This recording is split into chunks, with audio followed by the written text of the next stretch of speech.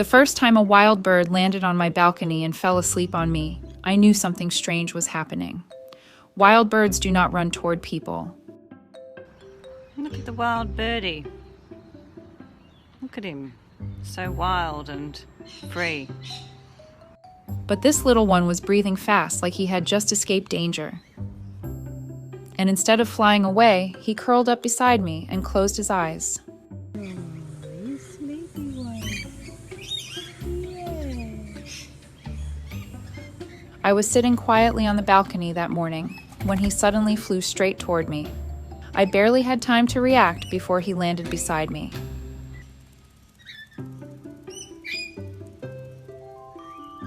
His breathing was heavy, and he looked completely exhausted, like something had chased him to his limits.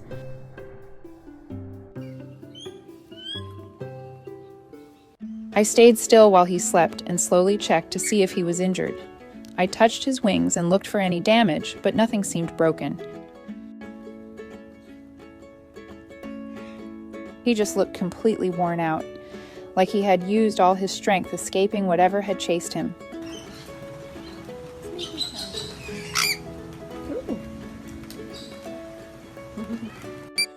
When he woke up, I expected him to fly away like most wild birds do once they recover. Instead, he stayed on the balcony, calmly looking around.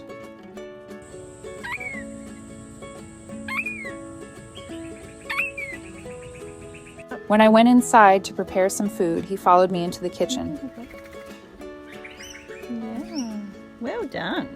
He hopped along the counter and watched everything I was doing. It felt like he was exploring a new world. That first day, we spent quite a lot of time together as I moved around the house and he followed along.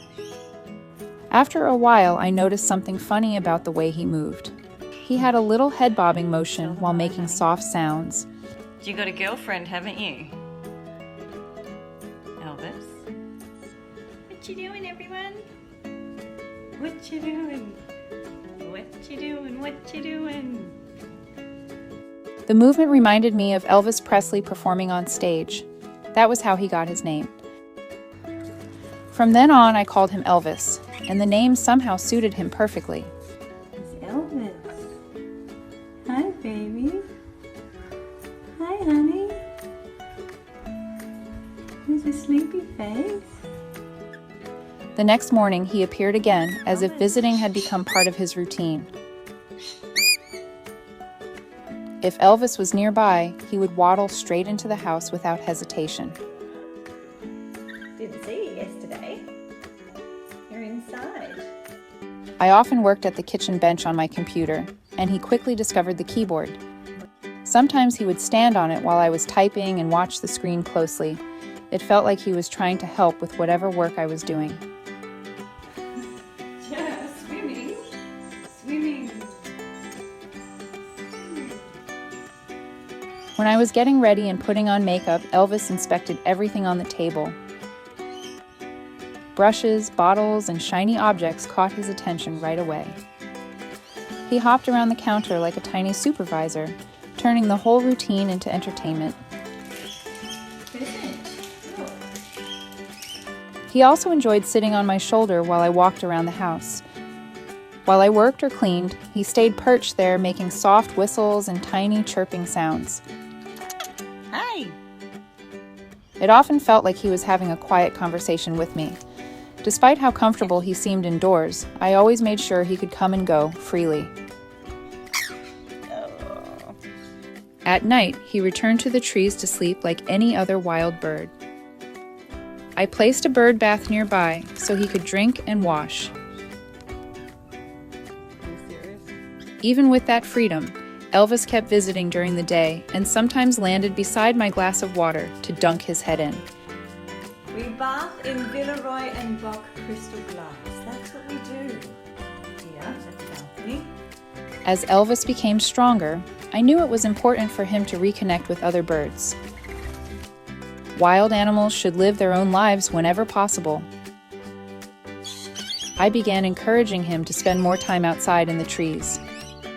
I would sit nearby on the balcony while he watched other birds flying through the area. Yeah. Birdie Pilates. Birdie Pilates. stretching. Good boy. At first, he showed little interest in joining them. He seemed perfectly happy staying close to the balcony and watching the world from there. Then one day, a small group of birds landed nearby. Elvis suddenly flew off with them, disappearing across the sky. See, we've been fending brilliantly without us for a week. Yes, you have. Yes, you have. Yes, you have. That day, he did not return, and the next morning passed without seeing him either. I reminded myself that this was exactly what I hoped would happen. It meant he was finally returning to the wild life he belonged in. Even so, the balcony felt strangely quiet without him. Hi, good morning. Hello, the Bobby. Hi. Oh, yes, you are. You're on there. A few days later, I heard familiar chirping again outside the house. When I looked out, Elvis had returned. This time he was not alone. Several other birds were perched nearby, while he hopped confidently toward the balcony. It looked like he had brought his friends to visit. From that moment on, Elvis seemed more confident and independent. Even though he had his own life outside now, he still returned to sit with me.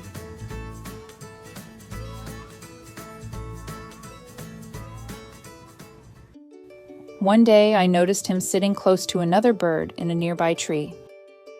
They were pressed together quietly on the branch. It looked very much like Elvis had found himself a girlfriend.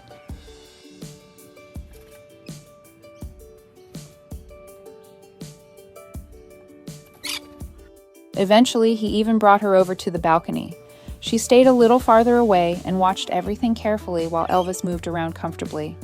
Good morning. That's Elvis. Taking up. Great, you've left them in here now. It felt like he was introducing her to the place where he used to spend his time. Hello. Oh. For nearly 3 years now, Elvis has continued visiting every couple of days.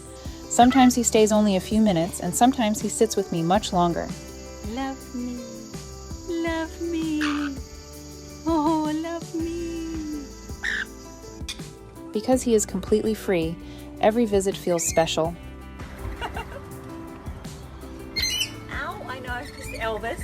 That's Elvis. We know because Elvis will stay. What began as a tired little bird landing on my balcony turned into a friendship I never expected. If you enjoyed this story about Elvis, like the video, leave a comment, and subscribe to the channel so you do not miss more touching stories.